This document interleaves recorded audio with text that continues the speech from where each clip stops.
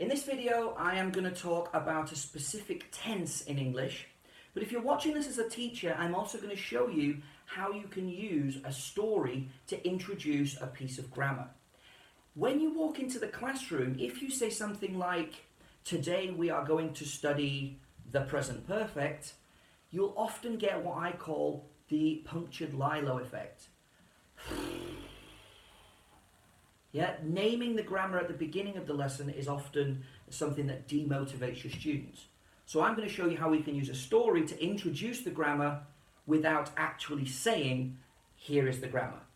So I've got two people on the board. Now, of course, you can print out pictures if you want for this.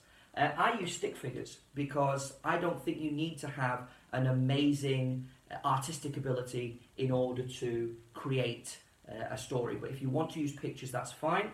And I would ask the students to name those characters. So, for example, I'm going to call this guy Sam, and this is Sarah. Okay, so Sam and Sarah are my two characters. Now, then I would ask them what is their job. They work together.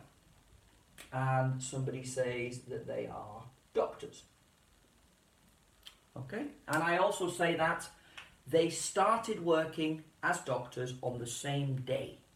When did they start working as doctors? Tell me a year.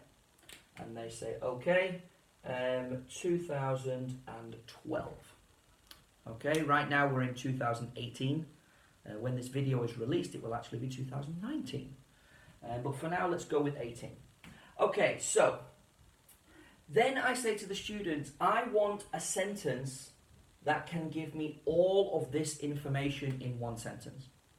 Hopefully you will have a student who will have come across this grammar before, but most of the time you will get answers like, Sam and Sarah are doctors since 2012. Okay, now this is very common in other languages, but it's not how we express this in English. Okay, so which verb do we use with your job? We use work. And if you haven't got this already, our sentence would be Sam and Sarah have been working as doctors since 2012 or for 6 years.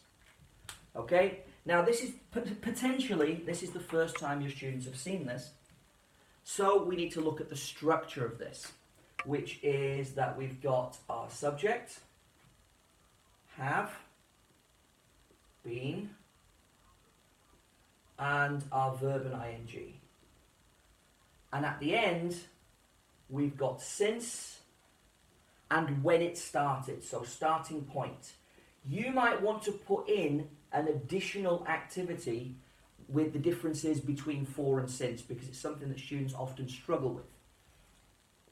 Or we can say for and a length of time. Okay, so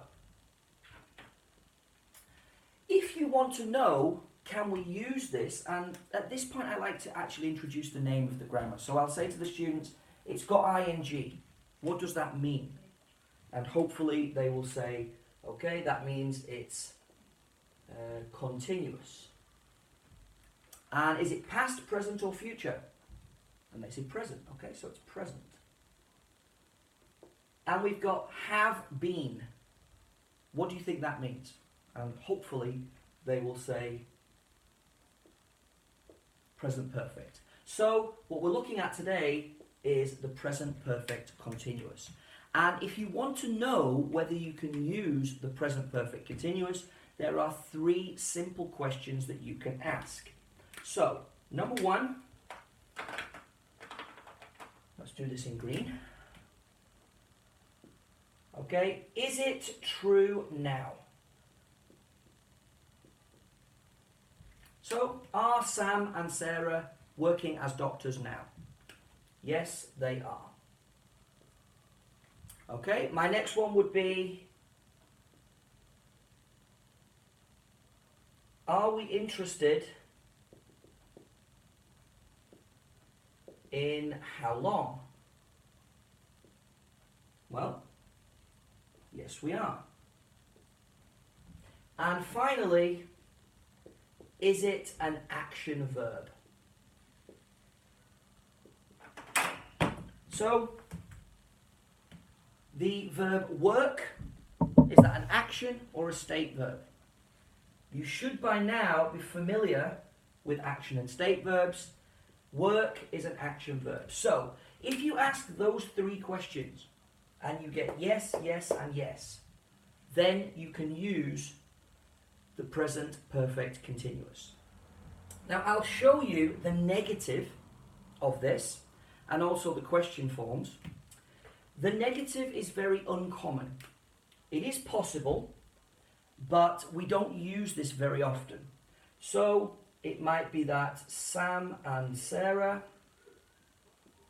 haven't been, let's say they're a couple, haven't been dating for a long time. Okay, and what you need to remember about this is this part here is usually something non-specific. So you might say to somebody, don't worry, I haven't been waiting here very long. I haven't been waiting here for a long time. You usually use something non-specific in there. Okay, notice all we've changed is have changing for haven't. The two types of questions,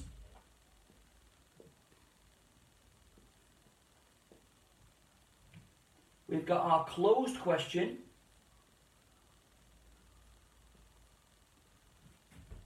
and again, you would use something non-specific for this. You wouldn't say, have you been working as a doctor for 6 years? That would be grammatically correct, but very strange. I can't imagine a situation where you might say that. So you might meet somebody and they say, I'm a doctor. And you say, oh really?